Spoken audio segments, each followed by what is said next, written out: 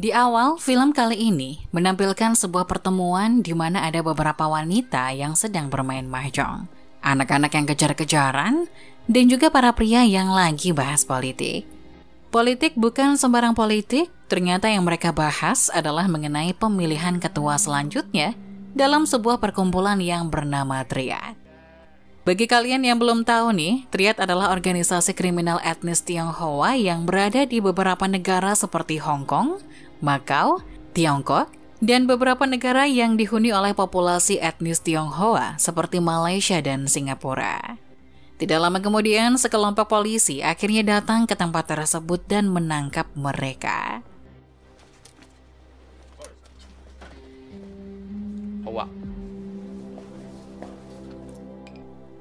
Pada adegan selanjutnya, memperlihatkan seorang calon ketua Triad yang bernama Big D.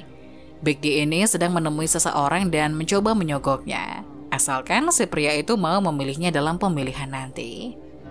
Awalnya mereka terlihat santai-santai saja nih, tapi si Big D ini membuat kesalahan yang akhirnya membuat suasana di sana menjadi sangat tegang.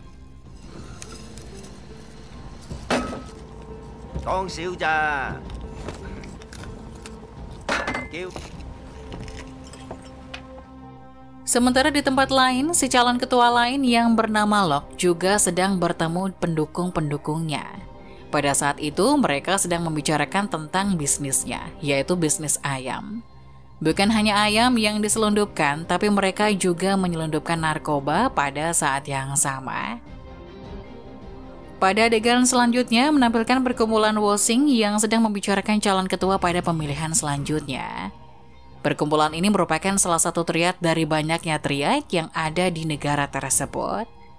Pada saat itu, ada yang memilih Lok dan juga ada yang memilih Big D sebagai ketua selanjutnya.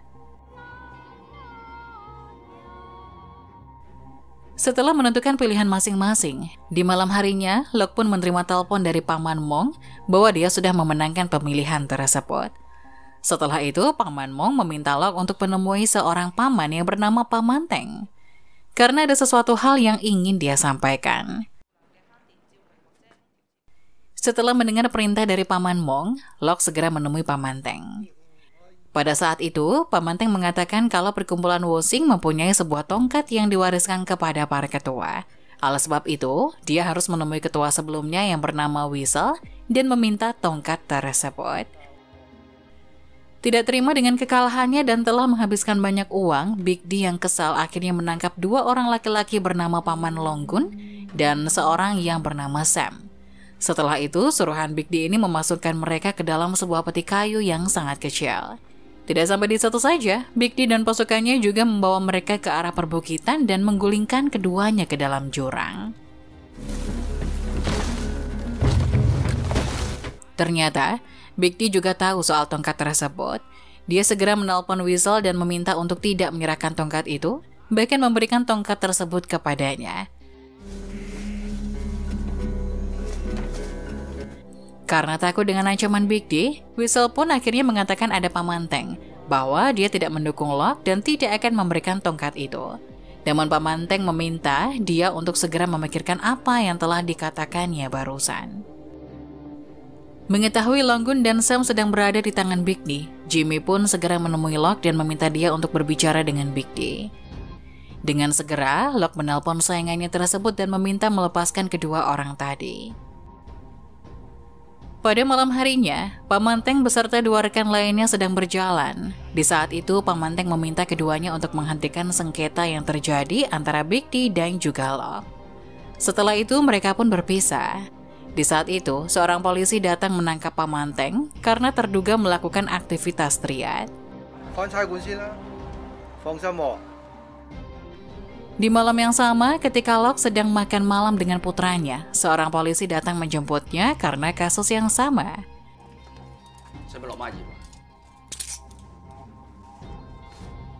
Di malam itu, Big D juga bertemu dengan Whistle dan meminta tongkat tersebut. Namun karena tongkat itu berada di Cina, membuat Big D menjadi sangat marah.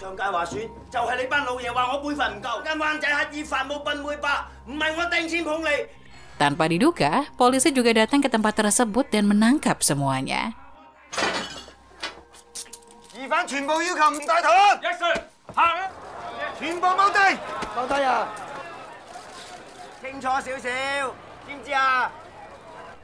Ketika mereka sedang berhadapan dengan para reporter, Whistle mencoba melarikan diri. Namun sayangnya, sebuah mobil segera melintas dan dia pun tertabrak mobil tersebut. Di malam itu, Big D, Locke, dan juga Pamanteng akhirnya dimasukkan ke dalam sel. Pada saat itu, Locke meminta suruhannya untuk meminta Sparky mencari tongkat itu. Sementara itu, Big D juga meminta istrinya menyuruh siapapun mendapatkan tongkat itu dan membayar berapapun yang dia minta. Akhirnya pencarian tongkat pun dimulai. Para suruhan Big D datang ke China dan masuk ke dalam sebuah rumah yang sangat kecil. Di dalamnya terdapat seorang pria yang sedang disekap dan tidak mengenakan pakaian. Ternyata mereka dibantu oleh seorang pria yang bernama Kakak Tung. Setelah menerima upahnya, Kakak Tung bertanya pada pria yang dipanggil Mata Empat mengenai keberadaan tongkat tadi. Awalnya pria ini ingin bicara dengan Whistle, namun mereka mengatakan kalau Whistle sedang terbaring di rumah sakit. Pada saat itu, seorang pria lainnya sedang menyalakan api. Si bermata empat mengatakan bahwa tongkat itu akan hangus bersama dengan hangusnya Whistle. Akhirnya, mereka segera memadamkan api itu dan menemukan tongkat yang disembunyikan di pemanas ruangan tersebut. Tidak lama kemudian, para polisi akhirnya datang mencari mereka. Salah satu dari mereka akhirnya menyerahkan diri, sedangkan si kepala besar pergi membawa tongkat itu. Sementara itu, selama berada di dalam penjara, Big D merencanakan pemisahan dari perkumpulan Wosing dan membuat perkumpulan yang baru. Mendengar hal tersebut, Pamanteng segera menemuinya dan memintanya untuk tidak melakukan itu. Karena jika hal itu terjadi, maka perang bisa saja terjadi. Pada saat itu, si kepala besar sedang melakukan perjalanan ke Hong Kong dengan membawa tongkat itu. Namun tiba-tiba sang sopir berhenti dan pergi untuk buang air. Namun setelah lama menunggu, sopir tersebut tidak kunjung kembali. Curiga sesuatu akan terjadi, dia pun segera meninggalkan tempat tersebut. Pada saat itu, beberapa suruhan Locke datang ke tempat itu dan melihat mobil yang mereka kendarai sudah kosong. Akhirnya dia segera mencari pria itu dan tidak lama kemudian menemukannya dengan kondisi berlumuran darah. Pria yang bernama Kun itu segera meminta tongkat tersebut dari kepala besar. Namun, kepala besar tidak mau memberikannya. Mengetahui Big D akan membuat perkumpulan baru, para paman akhirnya menelpon Kun dan kepala besar dalam waktu yang bersamaan. Di saat itu, mereka meminta kepala besar memberikan tongkat itu kepada Kun. Akhirnya dia pun segera memberikannya pada Kun, dan Kun segera pergi dari tempat itu.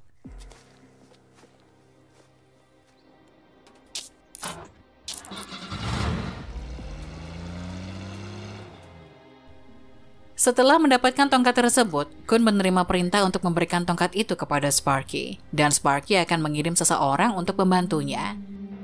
Pada saat ingin memberikan tongkat kepada Sparky, ternyata Sparky telah menjadi tawanan salah satu pihak, hingga akhirnya terjadilah keributan di jalan tersebut, di mana kedua kelompok itu saling menyerang satu sama lain.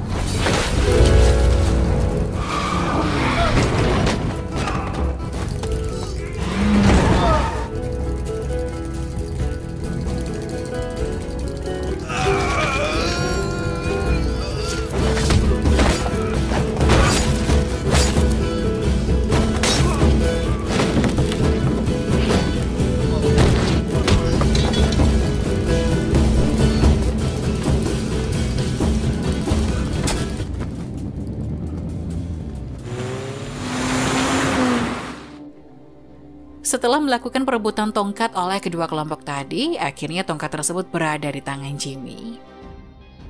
Sementara itu, keesokan harinya Locke terlihat sudah keluar dari penjara.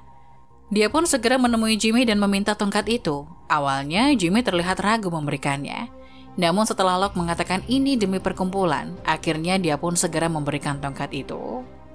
Setelah itu, Locke bertemu dengan para pendukungnya dan akan menjamin kesejahteraan orang-orang tersebut serta menjadikan mereka sebagai anak angkatnya. Setelah itu, Big D pun akhirnya keluar dari penjara. Di malam itu, Locke menjemputnya. Di malam itu, Big D dan Locke berada pada satu mobil yang sama. Locke berjanji akan melindunginya dan memberikan sejumlah keuntungan pada Big D, asalkan dia mau bekerja sama dan tidak melakukan perlawanan, apalagi sampai membuat perkumpulan baru.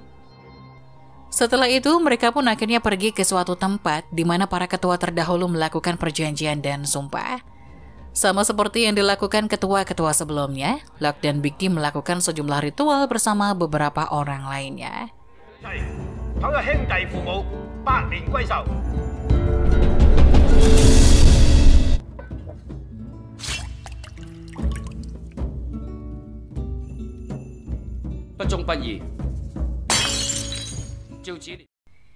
Cerita pun berlanjut dengan menampilkan Big D yang sedang berada di barnya. Pada saat itu, seorang bernama Tony datang menemuinya. Tony mengatakan kalau dia kesal atas apa yang dilakukan Locke padanya. Locke merampas lahannya dan tidak setuju dengan keuntungan yang dia tawarkan. Pada saat itu, pria ini pun meminta Big D untuk bekerja sama dengannya dan menghabisi Locke. Tanpa pikir panjang, Big D segera menyetujuinya dan meminta Locke datang ke tempat tersebut. Setelah Locke masuk ke dalam ruangan, Big D mengunci semuanya dan tanpa diduga Locke segera mengambil senjata dan menebas Tony. Tidak berhenti di situ saja, Big D juga melakukan hal yang sama. Dia mengambil parang dan menebas punggung pria itu. Kemudian, mereka juga membungkusnya dengan sebuah kain dan memukulnya serta menendangnya sampai pria itu tidak sadarkan diri.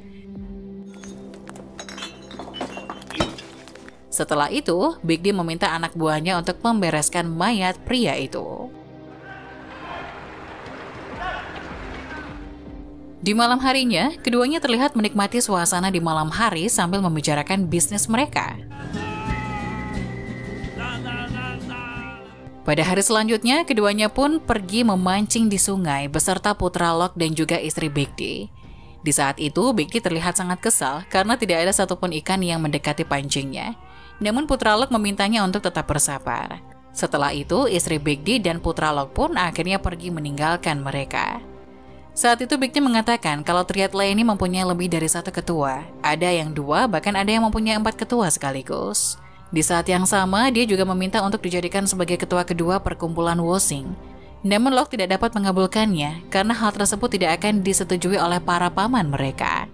Big D meminta Locke untuk membantunya dan mendukungnya saat berbicara dengan para paman nantinya. Locke yang terlihat kesal akhirnya mengiyakan permintaan pria tersebut. Namun tanpa diduga, Locke mengambil sebuah batu dan memukul ke kepala Big D sampai pria itu tak sadarkan diri.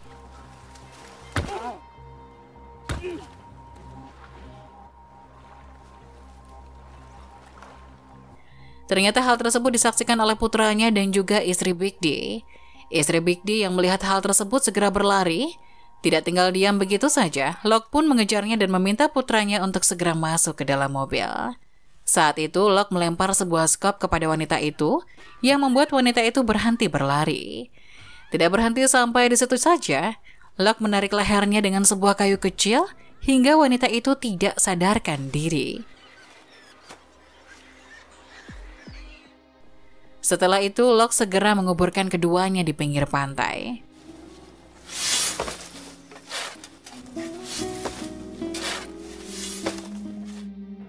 Film ini ditutup dengan menampilkan Locke yang meninggalkan tempat tersebut bersama putranya yang terlihat ketakutan.